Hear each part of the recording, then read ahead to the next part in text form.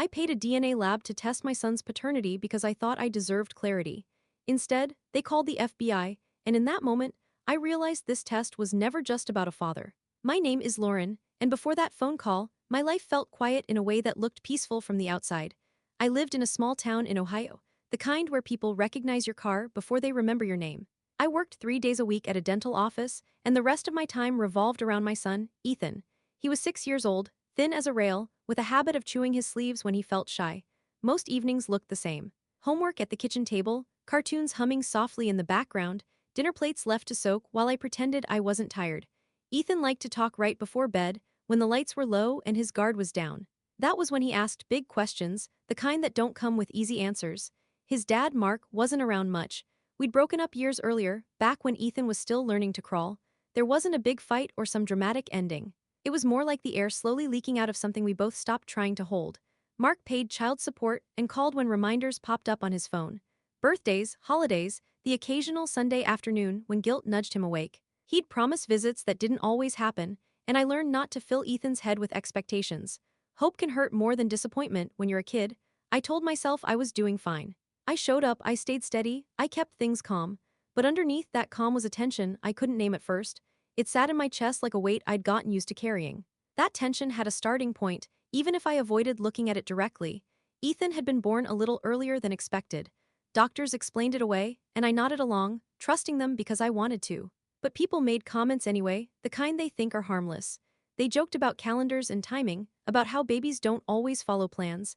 I laughed when they laughed, even when my stomach twisted. At night, I'd lie awake replaying old memories, trying to line up dates in my head. I told myself I was being paranoid, that stress makes your mind do strange things. Mark didn't help, even when he probably didn't mean to. He'd stare at Ethan too long sometimes, like he was searching for something. Then he'd say things like, "He doesn't really look like me," and brush it off with a grin. Each comment landed heavier than the last. I'd respond calmly, defend myself without sounding defensive. But later, alone, I'd replay his words until they felt louder than they ever were out loud. I hated that I cared. I hated that a part of me wondered if he was thinking the same thing I was. By the time Ethan started kindergarten, the feeling had grown roots. Teachers commented on his features, how unique he looked. Strangers asked who he took after, tilting their heads with curiosity.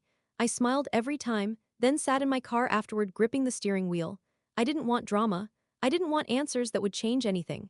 I just wanted the noise in my head to stop. I told myself certainty would bring peace, but I ignored how dangerous certainty can be. The idea of a DNA test didn't come in a dramatic moment. It crept in quietly, like a thought I kept pushing away until it refused to move. I researched late at night, clearing my browser history afterward like I was hiding a crime. Every website promised clarity, reassurance, closure. I didn't tell anyone, not my mom, who worried enough already, not my sister, who would have talked me out of it. I told myself this was my burden to carry. The box arrived on a Tuesday afternoon, left on my porch like any other package. Plain brown cardboard, no logo, no warning. I carried it inside and set it on the counter, then walked away from it twice before opening it. My hands were shaking, and I hated that they were. Ethan sat at the kitchen table coloring, humming under his breath. He looked up and asked what the box was. I hesitated just a second too long before saying it was for a science project.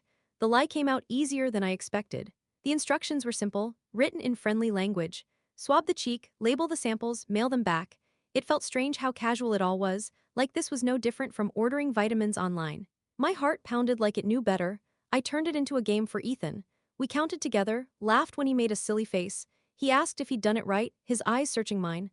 I told him yes because he had. When it was over, I excused myself to the bathroom and cried silently. Not because of what I'd done, but because of how easy it had been. That scared me more than anything else. I told myself this was still the right thing. I sealed the envelope and held it longer than necessary.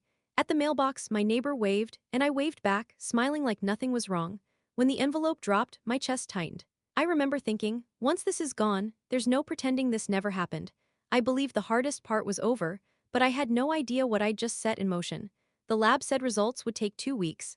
I told myself not to obsess, but I checked my email every morning anyway. Each notification made my heart jump, even spam. Waiting became its own kind of punishment. Days passed, then a week, then almost 2.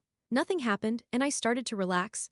I told myself I'd overreacted, that this would end quietly. Maybe I'll laugh about it one day. On the 13th day, my phone rang while I was folding laundry. The number wasn't saved, but it was local. I almost let it go to voicemail, my hands full of socks. Something told me to answer. The the woman introduced herself and said the name of the lab. Her voice was calm, professional, and distant in a way that made my skin prickle. She asked me to confirm my identity, then went quiet. I could hear papers shifting, a keyboard tapping. She said there was an issue with the sample. No contamination, not a processing delay, something unusual. I asked her what that meant, my voice already tight. She paused, then said the results triggered a mandatory escalation, that I might be contacted by federal authorities. That was the phrase she used. I laughed because my body didn't know what else to do. I told her this was a paternity test, not a crime investigation. She didn't laugh back. She repeated herself, slower this time. When the call ended, my living room felt wrong. Too quiet, too still. I stared at my phone like it might explain itself. That was the moment I knew this test was never just about Mark. I sat on the floor and tried to breathe. My thoughts raced, jumping to places I didn't want to go. I wondered what kind of DNA result makes a lab call the FBI, and what it meant that my son was at the center of it. I wanted answers about the past, but suddenly I was terrified of what the future might bring. After that call, I didn't sleep. I lay in bed staring at the ceiling, listening to Ethan breathe down the hall, steady and soft. Every few minutes, my mind replayed the woman's voice, the word federal, the pause before she said it. I kept telling myself there had to be a mistake. The next morning, I tried to act normal. I packed Ethan's lunch, tied his shoes, and reminded him to grab his backpack. He told me about a spelling test he was nervous about, and I smiled like my world wasn't shaking. The guilt of that smile followed me all day. At work, I couldn't focus. Patients talked, drills buzzed, phones rang, and it all felt far away. I checked my phone constantly, half expecting it to ring again. Every unknown number made my heart jump into my throat. That afternoon, I got an email from the lab. It didn't explain anything. It just said they were required to forward certain findings to the proper authorities. No apology, no reassurance, just policy language. I reread it until the words blurred. I started Googling phrases I didn't even fully understand. DNA databases, law enforcement access, mandatory reporting. Every search made things worse. By that evening, paranoia crept in. I closed the curtains even though it was still light outside. Every car that slowed down on my street made me tense. I felt watched, even though I knew that feeling might not be logical. I didn't tell my mom. I didn't tell my sister. I told myself I was protecting them, but really, I was protecting myself from their reactions. I wasn't ready to hear fear spoken out loud. 2 days later, a man knocked on my door. He wore a plain jacket and held up a badge before I even processed what was happening. He asked if we could talk somewhere private. My legs felt weak as I stepped outside and closed the door behind me. He said his name and that he worked with a federal task force. He spoke calmly, like he didn't want to scare me. That almost made it worse. Calm meant this was real. He explained that the DNA sample I submitted matched records in a national database, not a paternity database, a criminal one. My ears rang as he spoke. I kept interrupting, telling him there had to be an error, that this was my child, that I'd raised him since the day he was born. He listened, nodded, and waited for me to finish. Then he said something that knocked the air out of me. He said the DNA didn't raise questions about Ethan, it raised questions about me. I thought this was about who my son's father was, but suddenly I was the one under a microscope. I felt dizzy, like the ground had tilted under my feet. The agent asked if I wanted to sit down, and I realized I was swaying. We moved to the porch steps, and I hugged my arms around myself. My mind raced through every memory I'd ever had. He explained that my DNA showed a close genetic match to evidence from an old unsolved case, decades old. From another state. He said it carefully, watching my face. I told him he was wrong. I'd never been arrested. I'd never even had a speeding ticket. I lived a boring, predictable life. That was when he asked about my birth, where I was born. If I knew my biological parents. My stomach dropped before I answered. I was adopted. Closed adoption. I'd always known that, but it had never felt important before. It was just a fact, like my eye color or height. The agent's tone shifted slightly then. Not accusing. Curious, he asked if I'd ever tried to find my biological family. I hadn't. My parents were my parents, and that was enough. Or at least, that's what I'd always said. Now it sounded like a lie I'd been telling myself. He told me the DNA pointed toward a biological relative who'd been connected to a serious crime. Not me, but close enough that the system flagged it. That's why the lab had called. I felt a strange mix of relief and terror. Relief that I wasn't being accused of something. Terror because this meant my past wasn't as clean as I'd believed, and because my son had unknowingly opened that door. The agent gave me his card and said they might need to ask more questions.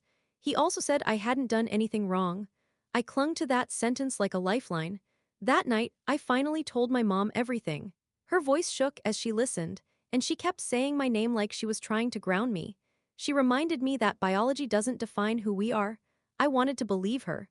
For the first time, the fear wasn't just about consequences, but about identity. A week later, I got another call. This time, they asked me to come in and talk. I left Ethan with my mom and drove in silence, gripping the steering wheel so hard my hands hurt. Every mile felt heavier than the last. The interview room was small and plain. No drama, no harsh lights, just questions. Careful, measured questions. They told me more about the case. Enough to understand why it had haunted them for years. They explained how DNA technology had changed since then. How one test could ripple backward through time. I answered everything honestly. Where I'd lived. What I knew about my adoption. How little information I'd been given. At one point, one of them said softly, "You didn't cause this." I nodded, but my chest still felt tight. Knowing something logically doesn't always make it feel true. When it was over, I sat in my car and cried. Not loud, not dramatic, just quiet tears that had been waiting for permission. I cried for the life I thought I understood. I also cried for Ethan, for the way my need for certainty had pulled him into something bigger than both of us. Even though he'd never know the details, I would. And that knowledge changed me. They never charged me with anything. They never treated me like a suspect, but they did ask to keep my information on file, just in case. That just in case stayed with me. It echoed in my head at night. It reminded me how thin the line is between ordinary life and hidden history. I got answers, but they weren't the ones I'd gone looking for. Life didn't fall apart after that. It also didn't snap back into place. It settled into something quieter, heavier, more honest. I had to sit with truths I'd never planned to face. I never did get the paternity result I originally wanted. Somehow, it stopped feeling important. Ethan was my son in every way that mattered. That certainty didn't come from a lab. What I learned instead was how little control we really have. How one choice, made for the right reasons, can open doors you didn't know existed. And how the past doesn't stay buried just because we don't look at it. It waits. I'm more careful now about what I seek answers for. Some questions don't bring peace, they bring responsibility, and you have to be ready for that. When I tuck Ethan in at night, I watch his face soften as he falls asleep. I think about how much of him is shaped by love, not DNA, and how my job isn't to explain every mystery, it's to keep him safe and grounded. If there's one thing I've learned, it's this. The truth isn't always what you think you're asking for, and once you ask, you don't get to decide how it answers back. If you've ever gone looking for answers that changed more than you expected, I'd like to hear your thoughts. Share them in the comments if you feel comfortable. And if you want to hear more real stories like this, you can subscribe.